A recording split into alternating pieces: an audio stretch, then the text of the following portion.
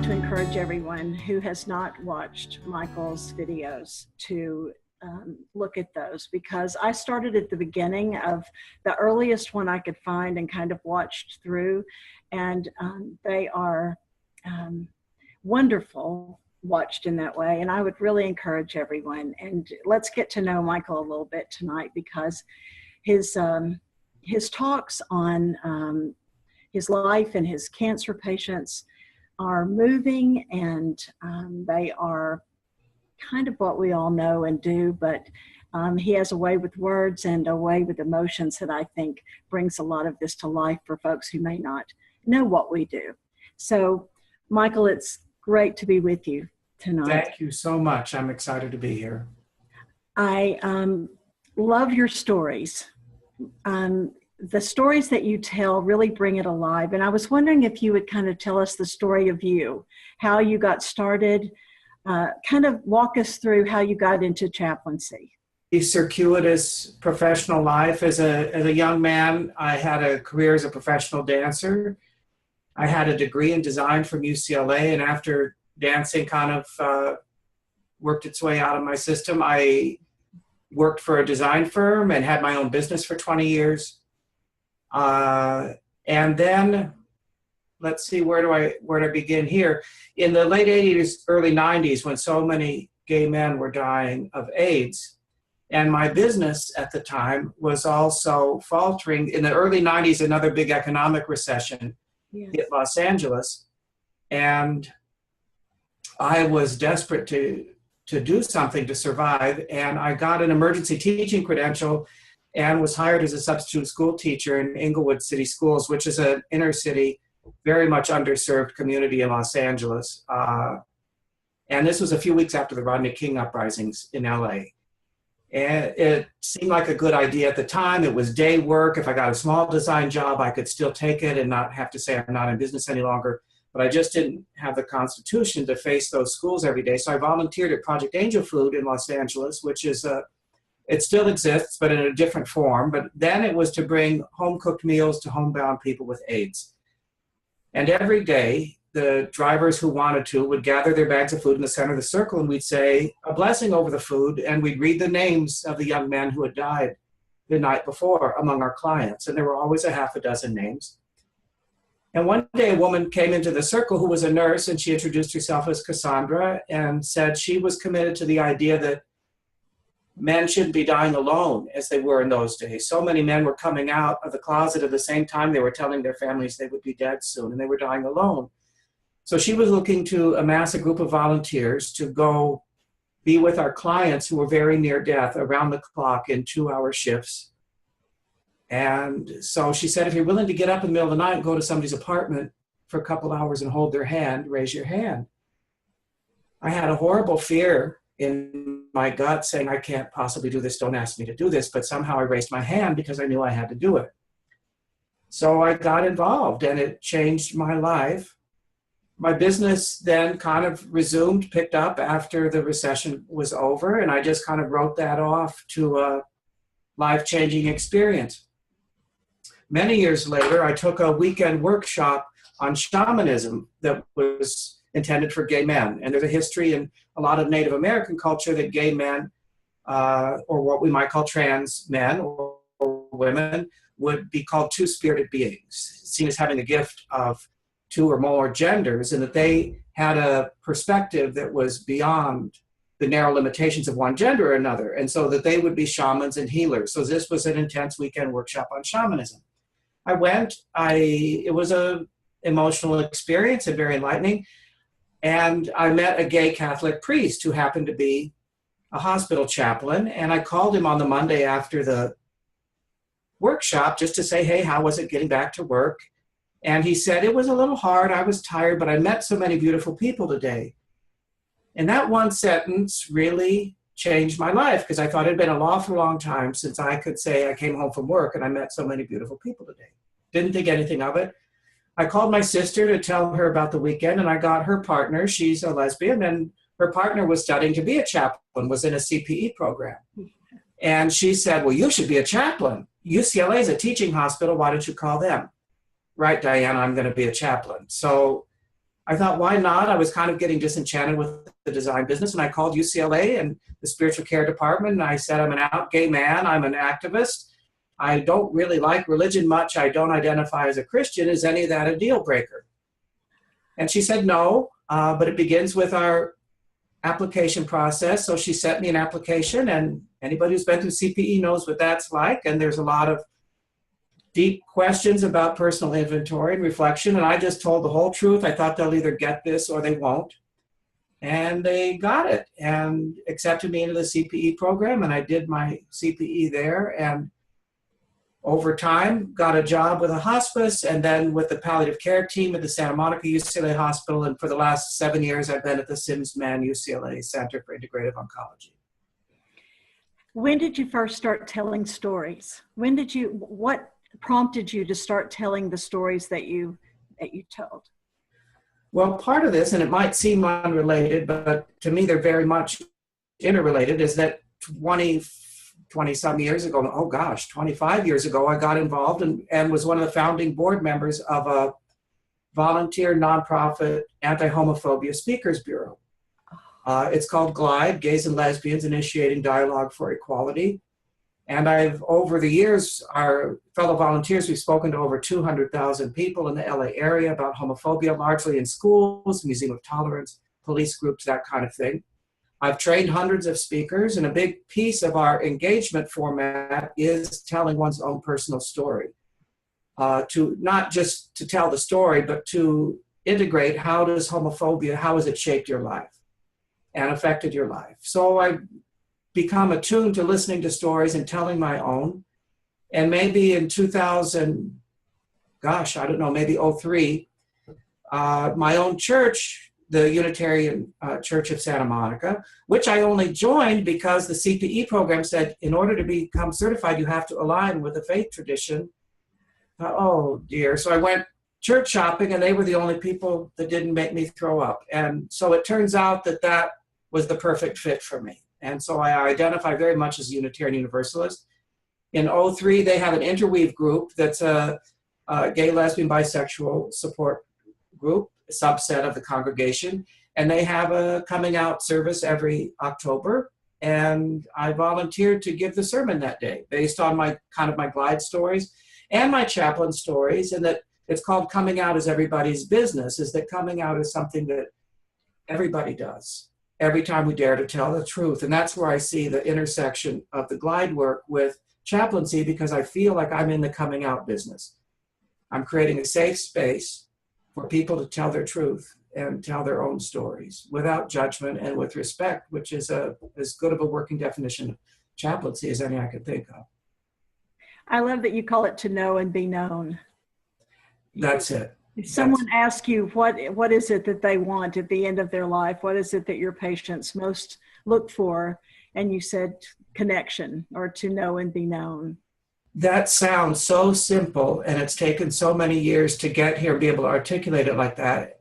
And I have to credit one of my patients who posed that question. A number of years ago, I was speaking at the cancer support community out in the Conejo Valley here in Southern California to largely an audience of cancer patients. And afterward, a woman asked me what I thought the meaning of life was. Oh, that, like I have an answer. And she didn't wait for any answer I could come up with, which was just fine. I didn't have one. She wanted to tell me her answer, which was, I believe everyone wants to be known.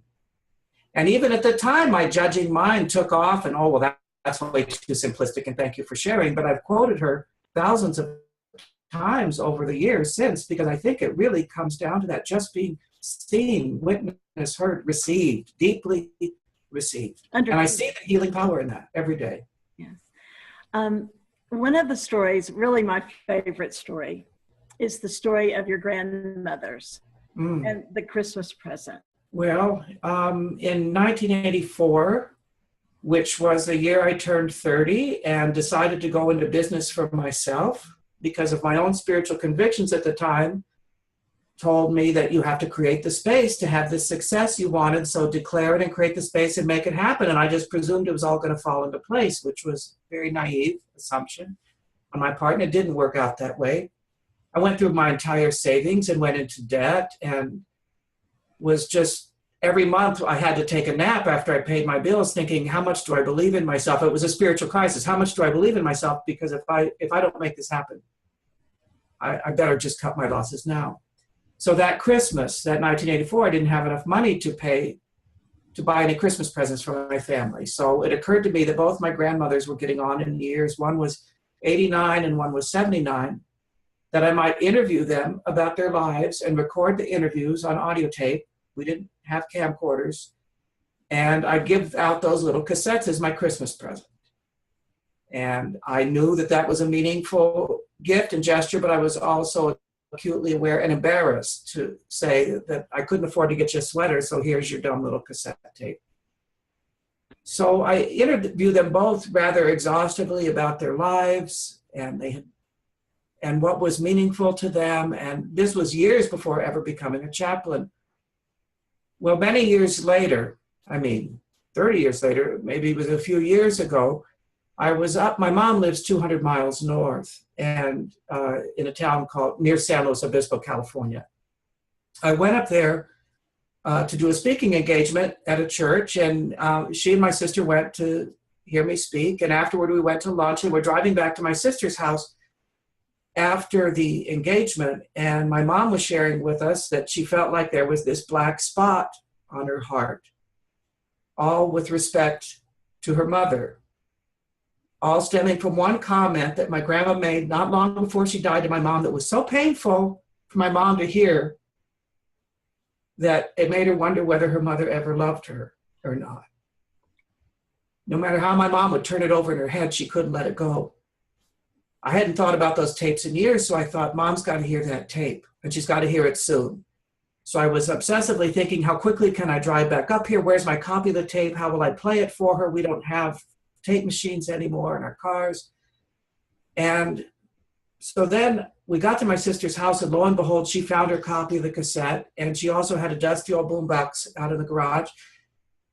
So she brought it in the house, we dusted it off, plugged it in, and the three of us sat there just watching the boombox like we're staring into a campfire, not talking or looking at each other. At first, my mom is offering this argumentative commentary as she's listening to the tape. Oh, she's so wrong about that. We lived on Thrasher for 3 years, and then we moved to Chicago. She was all focused on the facts and not the truth of the story. So we just let it go. I can't tell you what it was like just to hear my grandmother's voice for the first time in the 25 years since she died. It just goes right to your heart, and it's as if she's just left yesterday. So as that interview was winding down with my grandma, I asked her if she was afraid to die. And she said, well, yes, I am. She said, I figure they're just going to put me in a cold hole in the ground, and that's it. No more grandma. Pretty soon, nobody's going to remember grandma anymore. And I asked her, do you believe anything comes next, Grandma? No. She said, no, I don't. What do you believe, honey? She asked me. And I sucked it up and I said, well, Grandma, I do believe we'll meet again and that you'll come to understand why your life has had to be so hard. And all she said was, good, honey. I'm glad to hear you believe that. You keep on believing that, because whatever is in your heart, that's the only thing that's true. My grandma didn't have more than a third grade education. My little Italian grandma suddenly sounds like this Buddhist master. And through all the tears and sniffling on the tape, you can also hear clinking of dishes and silverware, because she was giving me lunch at the time. And there's comments like, did you get enough to eat, honey? Was that warm enough for you? You want some potato salad to go with that? And after the interview was over, my mom was just so shocked. She said, I never heard this before. How come I didn't know this? I never knew she felt this way. And it was like she heard her mother for the first time as a person. And what's more, it was like looking in the mirror for her, because so many of the feelings that my grandma had expressed in that interview were identical to what my mom was feeling at this stage in her life. My mom's actually older than my grandma was when we did that tape. It was surreal to hear them having a conversation as peers and not necessarily as mother and daughter. But the biggest miracle was my mom said, it's like a miracle. The black spot in my heart is just gone. And I feel free to love my mom again, as I always did, ever since I was a little girl. So it wasn't such a bad Christmas gift after all. I love that you describe it as sometimes a story is one story and then a story becomes a totally different story. Oh. Not to hold on too tight to the story that you have, because it can always be something more wonderful or. Absolutely. If you'd asked me at the time I was volunteering at Project Angel Food, I would have been embarrassed to tell you what I was up to because I felt like the loser of the world. I wasn't making any money. So this doesn't count. And yet when I look back on that point in time now, it's the pivot point that made this career of chaplaincy possible, planted the seed for that. Just like I was so embarrassed to give my mom that tape as a Christmas present. Here you go, Mom, Merry Christmas. Who knew that 32 years later, it's going to lift her heart into a whole new relationship with her mother. I love too the way you described in that how looking back, you look at yourself being so embarrassed and hurt that you're not more than you are at the age of 30. And you say, my gosh, looking back now, it seems so simple to look at it and see that I was doing what I wanted to do and that I was more than I thought I was at that time. And I still feel that way. And we all have those stories. I think being attuned to them, and I think people hearing your stories are going to take their own stories and make them richer and make them more integrated into who they are now. A lot of stories came flooding back for me as I listened to yours, and I thought those are special stories, you know, and I love that. One thing that I really loved too was that you said your grandma was calling herself grandma because she felt vulnerable. And I had never thought of that third person that sometimes older folks will get into because she was feeling vulnerable. Absolutely. She would call herself, she would speak in third person like that when she was feeling so vulnerable. Lovely. Yeah. This latest video, the restringing of your own story. Of your old story. Can you talk a little bit about the bead symbolism in that? Yes, I have a friend who's an art historian and an anthropologist of sorts. She's a professor at UCLA in world cultures, and she was telling me about the Luba people of Central Africa who document their stories and histories. And my friend makes a distinction between memory and history, which I also really love as a chaplain, and the distinction between facts and truth. There may not be any truth in the facts, and the facts may not really lead us to the truth. And memory is very different from history. Memory is something that's fluid and changes. History has to do with documentation. Anyway, the Luba people will document their histories often through intricate beadwork into these objects called lukasas. Or they can string beads in an intentional way into a necklace. And the reading of those beads and the telling of the stories depends upon who has the standing and authority to do so. And that meaning is changeable and fluid over time, not only based upon the arrangement of the beads, but also on who's doing the telling, which I find is such a perfect metaphor for our patients. The doctors might interpret your story one way, you might interpret it something else. It's the same bead, but how I'm reading it at which point in time is where I'm going to derive my meaning, and that meaning might change. I can't hold on to it too tight, and my suffering will increase to the degree I do hold on to it. That's the essence of that metaphor for me as it intersects with chaplaincy. Tell us what you're doing now. What is your day? What is your job? The Sims Man UCLA Center where I work, we provide psychosocial spiritual support to the UCLA cancer population, but in an ambulatory care environment. So We don't see patients in the hospital unless our patients go in the hospital. The hospital has its own spiritual care department, own social workers. The lion's share of cancer patients are being treated in an outpatient setting, getting chemotherapy, going to radiation. So I'm seeing patients in the infusion clinic. UCLA has 3 of them. In the one of the, and I kind of bounce between 2 of them. One has 60 plus chairs of patients that are getting chemo treatment.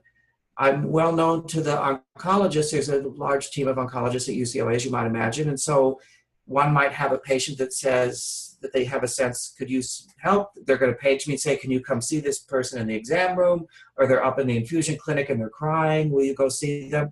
Sometimes it feels a little bit like you're a door-to-door salesman. You're just making cold calls from chair to chair. Yes. The patient doesn't know who Sims Man is, doesn't care. Who's this strange person coming up and wanting to talk to me and asking me all these questions? So sometimes it's that. And because of the nature of cancer treatment and that we're in the outpatient setting, I have relationships with patients sometimes for 6, 7, 8 years. So you get very friendly, you know about their kids and their grandkids and follow the course of their treatment. You sometimes just fall in love with them and then sometimes sadly have to say goodbye. I also run a spiritual reflection group once a month at the Sims Man Center that's open to everyone. We have patients in treatment, patients out of treatment. We have some bereaved people in the group, loved ones who are caregivers. Every month, different mix shows up and we have a different topic every month. There's believers, non-believers, all across the spectrum. We'll have a theme like forgiveness, or last month we used the theme of lighthouses are something that show you where you're going and they also alert you to danger, and using it as a metaphor for what are the lighthouses in your life.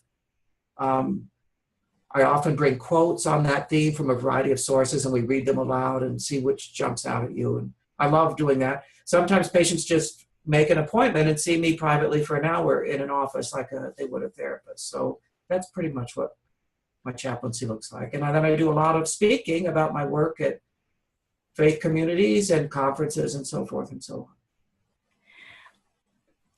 What is it that you most love to do in all that you do? Is it the telling of the stories? Is it the seeing the patients? What is it that is really the thing that you most love about it? Because you get a great amount of feedback when you tell the stories. I mean, people stay and they visit with you, and it really is very meaningful. And I know that in itself must feel like chaplaincy, because those people absolutely are, yes. And I'm wondering if that really is the joy that you're getting now, because that's sort of a witness too. I was thinking, you know how you said that being a witness to your patients was so important to you, and telling their stories is such a great witness for their lives. Well, it feels like it's a wonderful tribute to them and a way of honoring them. But what do I get? The same thing. I mean, speaking has a different flavor, obviously, than one-on-one with a patient. What floats my boat is the connection. On either score, I can give what I feel like is a great talk, and if people are just kind of polite and thank you, that was nice, I feel like, well, I made a few bucks. But I could speak to an audience of 10 people and make no money. And if somebody comes up and takes my hand and says, you don't know what that meant to me, that's a home run. In the same way that I can be with a patient who's very distressed, who says, well, how can I do this journey without you? Thank you. I feel so much lighter that you were here. I'm floating on air. That's all I ask of the work. And something happened, and people in my world, my husband, my mother at the time when I was changing careers, were concerned about me going into this, feeling I would take all of this sorrow home. They all thought, you're going to be great at this, but I've been prone to depression in my life, and you're just going to go down this hole and never come back. And quite the opposite thing has happened. It's been quite buoyant for my spirits over the last 16, 17 years that I've been a chaplain, and it's been exhilarating, and I think it's because of that connection. In one of the videos, you talk about touring with Doug Henning. Yes. And you talk about his magic as being a sort of connection with folks. And can you talk about that a little bit? Well, Doug was very into TM, Transcendental Meditation, and he was religious about it, with studying under the Maharishi Mahesh Yogi, and he was meditating multiple hours a day, morning and night. And he saw his work through this spiritual lens of creating this experience of wonder. The magic on stage is fake, the experience is real. So for me, I find that there is some truth, and that gets back to that thing, is there a difference between fact and truth? Wonder in life feels divine to me. We can explain it away, or if somebody understands the brain enough, they could explain the chemistry of what's going on and you have that feeling. I don't care, I'll take the wonder. You can keep your explanation to yourself. If that sort of answers that question. I love that you were dancing. Tell me about dancing. How did you get into that, and why did you get out of it? What were you doing? How were you touring with Doug Henning dancing? Oh, you ask a lot of questions that take some time. And some of this I do think is part of the spiritual journey and the cosmic jokes that are on us in life. I judged my father fairly harshly. We did not have an easy relationship. He kind of lived his life like a bumper car. We had these toys as kids where you pull a string and the car would go until it hit a wall and then it, boom, changed direction. The car was not setting its own direction, whatever it hit. And my dad kind of lived his life that way. He was a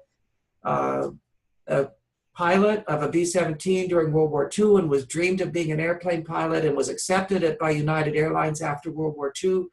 His parents called and said, can you come work at the bakery? And he was there at the bakery the rest of his life.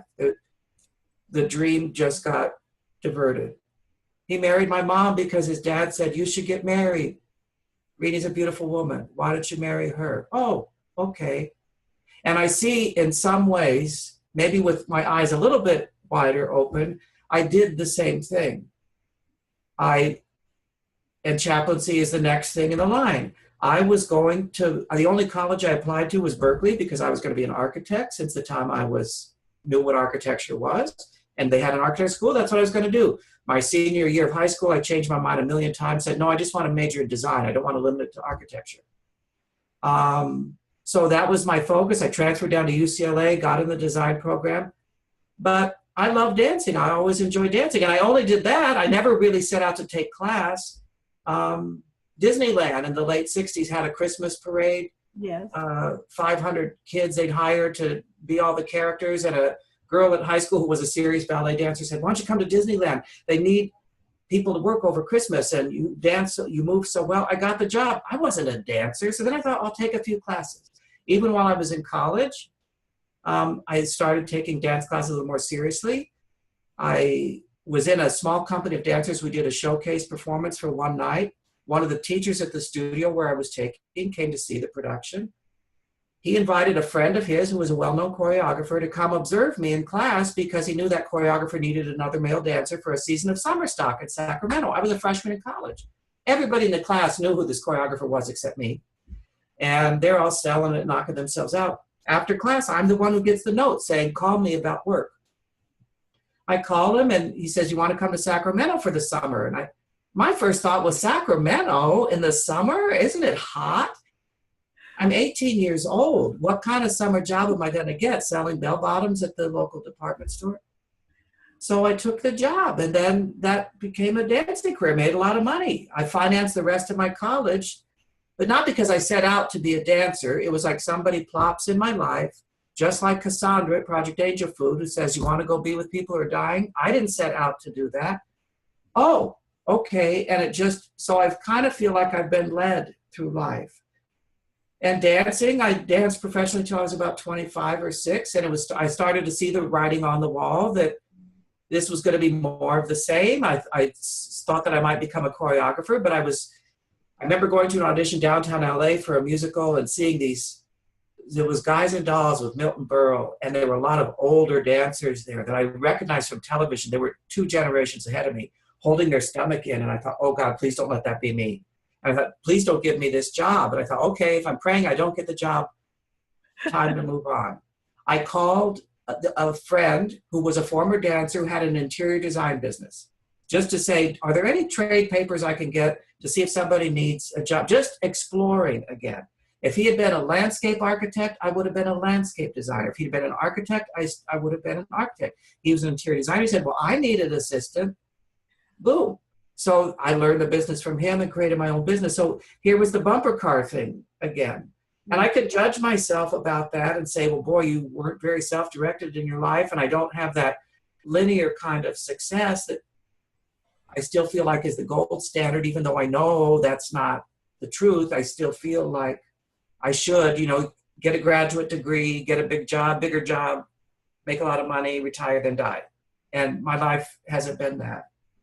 So all I can say is, I guess I chose to be led, and I've had this divergent path, and it's like the old Robert Frost poem, I guess. It's made all the difference, taking the road less traveled. I just think you have found the perfect place for a storyteller and a person who connects. And I just love the fact that you're using all of these things that you do so well in the service of your patients. And who more than cancer patients need that connection and love? It's wonderful to watch, to hear the stories and to watch you tell them too. Who in your family was a storyteller? Where did that come from for you? I have no idea. Nobody comes to mind that was ever somebody that would hold forth around the fire or anything like that. I don't know where that comes from. Well, anything else you want to tell us? Anything else you want to talk about? Well, just this weekend, I was driving down from the Bay Area. I had a speaking engagement up there at a synagogue, and I was listening to a podcast, Krista Tippett on Being, and she was interviewing Parker Palmer, with whom I wasn't really familiar at all. But I was so struck by something he said, because I now got to get some of his books, because he's a big one on connection, which is everything for me. But he's also a big one on soul, and soul is an important word for me too. I've done a lot of studying, kind of a devotee of Thomas More, if you know his books, Care of the Soul and all of that from 20 years ago. Well, I'll back up a little bit and tell a Thomas More story. I did a week-long workshop with him at Cape Cod maybe 10 years ago. And I was so frustrated and doing my self-judging thing all along. I shouldn't be spending the money, and I don't need this. And Cape Cod is really hard to get to, particularly if weather gets in the way. And I was 2 hours late and driving myself crazy because, my husband Scott was financing this trip, and I'm wasting the money, and this isn't good. And it was mostly psychologists, a few chaplains. And I sit down and excuse me, pardon me, and try not to make a fuss of where are we? And the very first kind of break where he was taking questions, one of the women was sharing, she was a psychotherapist, I'm working with this patient and I'm trying to bring them to wholeness. And I love the way he turns everything upside down. And he said, can we just stop there? What is all of this fuss about wholeness? What's wrong with fragmentation? It still chokes me up 10 years later. I started crying, and I didn't stop crying for 3 hours. This whole judgment that everything has to fit and make sense. Life is a mess. We come in covered in blood, crying and screaming, lots of pain involved. When is it that we assume it's all supposed to be this linear, perfect little piece that all makes sense? Everything happens for a reason. So to me, coming to peace with fragmentation as a completion unto itself is part of the spiritual journey. So I'm listening to Parker Palmer. Also, Thomas More makes a big distinction between spirit and soul, which are two words that are often used synonymously. And he speaks of spirit as something up here, and soul is something down in the earth, more in a Jungian kind of sense of archetypes and the forces that work us over which we have no control, that still kind of shape us. And there's a correlation between that and shamanism, which sees the world in three realms, upper world, middle world, and lower world, which are not correlates to heaven, earth, and hell. And a shaman travels between worlds on behalf of serving someone in need. For instance, if a child, a young girl, survives a sexual assault or something, her spirit might leave her body and go to the underworld for safety. She's walking around functioning, but she's not there. And a shaman might make an underworld journey on behalf of that girl to retrieve the soul and bring it back to her, which I think is a wonderful image for chaplaincy, for patients to be their own shamans to retrieve their own soul. I love one thing Thomas More said, that way to tell the difference between a spiritual person and a soulful person is, who would you rather go to lunch with? A spiritual person is going to be all up here, isn't life, sweet, tra-la, tra-la, sing polly-wally, do it all the day. And a soulful person is going to be present with you right where you are. Falling in love is a soul journey. And we even use, nobody says we're rising up in love, we fall down. I didn't look where I was going. Oops, I tripped, I fell down in love. So Parker is talking about connecting at the soul level, which I love and I see as central to chaplaincy. And he's saying the soul is a wild animal. And if you want to get close to a wild animal, you don't go out in the middle of the woods and say, come here to the deer and let me pet you. You have to stop and kind of hide and be really still and listen and watch and demonstrate this safe sort of space. And maybe if you're lucky, the deer will kind of walk over to you and you get a little closer. And that is a perfect imagery for me and my work as chaplaincy. And we kind of want to standardize spiritual assessment and all this. First, if I want to connect with the soul, I got to sit quiet. I got to listen. I got to create this safe space, particularly in an infusion clinic. There's no privacy. There's somebody 3 feet away. The nurse is coming up. But it is possible. It is more than possible to be that person in the woods waiting. And then when they feel safe, the little gems come out, the little connection, the trust.